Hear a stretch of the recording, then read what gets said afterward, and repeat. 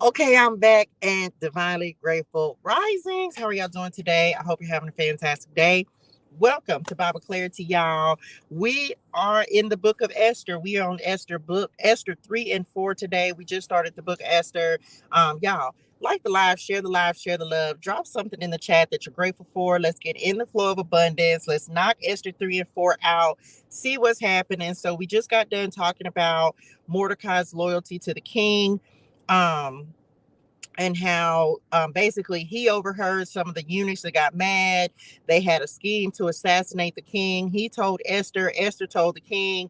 They ended up getting impaled. The two that was going to like the assassination attempt, they didn't really thank Mordecai, but he is going to get his thanks at a later time. So, oh, let's do it. Let's get to it. If I didn't say this, like the live, share the love. Drop something in the chat that you're grateful for.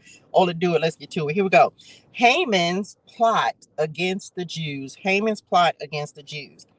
Sometime later, King Xerxes promoted Haman, son of Hammedatha the Agagite, over all the other nobles, making him the most powerful official in the empire.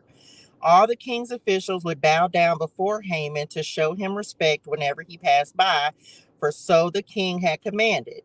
But Mordecai refused to bow down or show him respect. Then the palace officials at the king's gate asked Mordecai, "Why are you disobeying the king's command?" They spoke to him day after day, but still he refused to comply with the order. So they spoke to Haman about this to see if he would tolerate Mordecai's conduct, since Mordecai had told them he was a Jew. When Haman saw that Mordecai would not bow down or show him respect, he was filled with rage. He had learned of Mordecai's nationality, so he decided it was not enough to lay hands on Mordecai alone. Instead, he looked for a way to destroy all the Jews throughout the entire empire of Xerxes. He was big mad, wasn't it? I'm talking about big mad.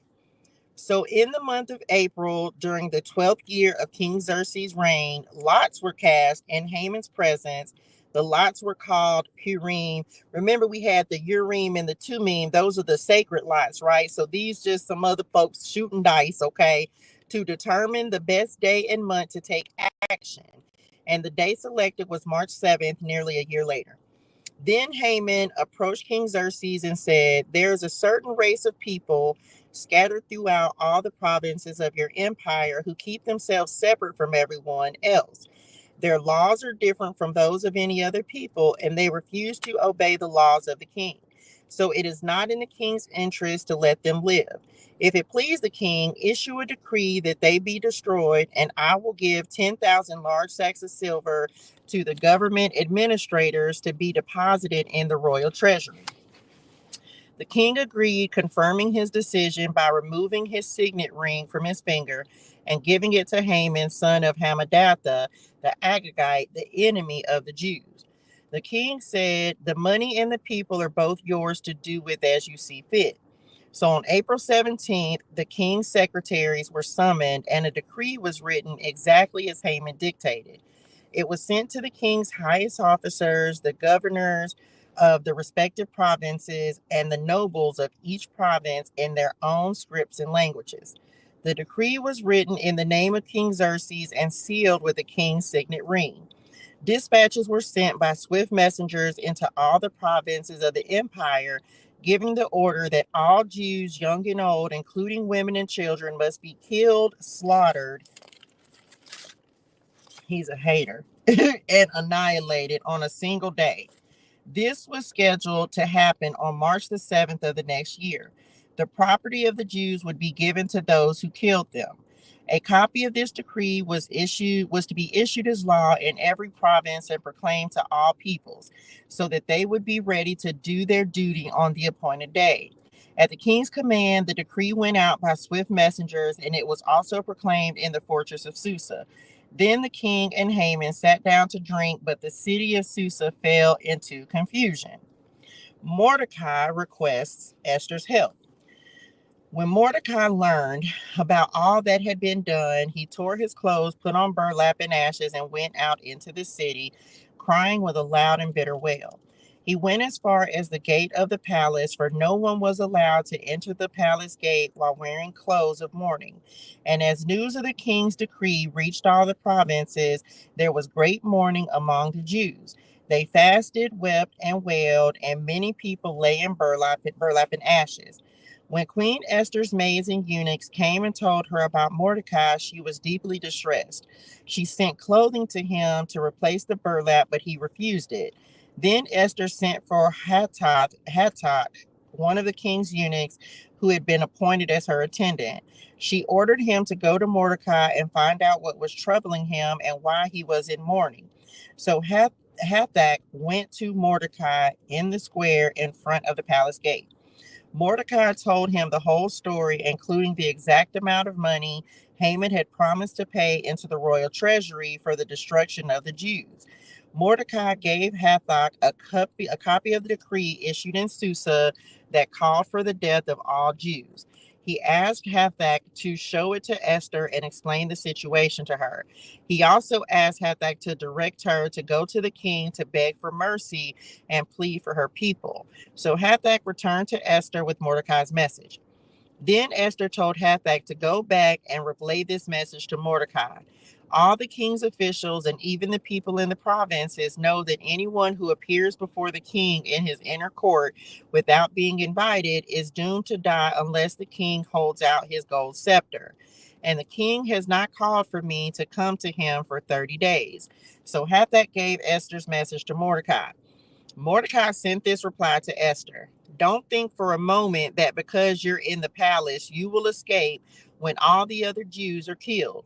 If you keep quiet at a time like this, deliverance and relief for the Jews will arise from some other place, but you and your relatives will die. Who knows if perhaps you were made queen just for such a time as this?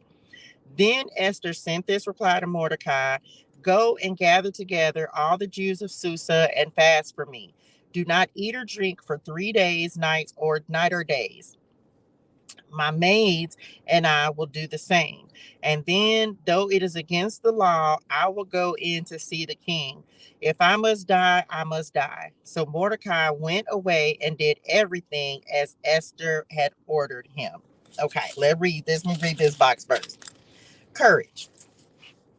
Mordecai's determined courage came from his faith in God. He did not take a poll first to determine the safest or most popular course of action. He had the courage to stand alone. Doing what is right will not always make you popular.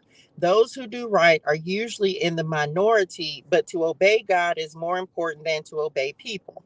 We should never let any person's institution or government take God's place in our lives. When people demand loyalties or duties of you that do not honor God, don't give in. Their causes will eventually die away, but our relationship to Almighty God is forever. Racism and prejudice. Haman hated one Jewish man, and because of his hatred for this one Jew, he was eager to murder thousands of Jews he had never met. We read the story of Haman and see the foolishness of his hatred for all Jews. We often base our opinions of a single person on what we think of other people who have the same skin color, religion, political views, or nationality. Haman's story of hatred and prejudice run wild should serve as a warning to us. And the will of God. Esther and Mordecai believed that God would deliver his people, but they did more than sit around and wait for it to happen. Although God is sovereign, he works out his will through the gifts, opportunities, and actions of his people. Many people believe God's promises, but they hesitate to get involved. Esther, however, decided to approach the king, and Mordecai carried out her instructions.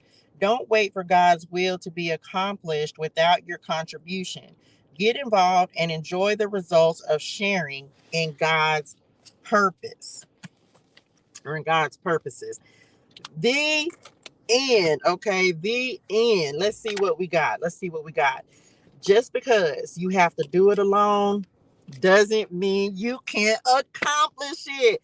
Just like we just got, this ain't that crazy, y'all. Just like we just got done reading in the book of Esther, right? Even she was the only one who could do it. Even she was the only one willing to do it. So even though she had to do it, she said, if I die, I die, right? She said in order to save many, she was willing to sacrifice herself and put herself on the line. So she had to do it by herself. And just because it was only just her, even though she didn't have somebody standing right there next to her, she had God standing with her, which gave her the strength and the courage to take action and to approach the king. As well as, even though she didn't have Mordecai and those around with Mordecai right there with her, she still had their support, and they carried out the instructions that she had given. So the Lord will send you support. And even if there are some seasons or sometimes or some things that you have to do by yourself, and you don't really have as much support as you think that you need or that you have, just know this: God is always enough. God is always enough. And if he wants a thing to be accomplished, he will touch somebody's heart. He will make them, as we're getting ready to see, when Esther goes in and talks to the king, he'll give you the courage to take the leap of faith, to do the thing, to say what needs to be said, to go on the journey, to start the business, to shoot your shot in the relationship, whatever it is. He will give you the strength. He will give you everything that's needed in order to accomplish his purposes. Okay, so anyway, Lord, I hope that helps somebody. Y'all, hydrate your soul and things, drink your water, say gratitude, have a fantastic and an amazing day in purpose and on purpose. And I will see y'all on the next one. I love y'all in real life.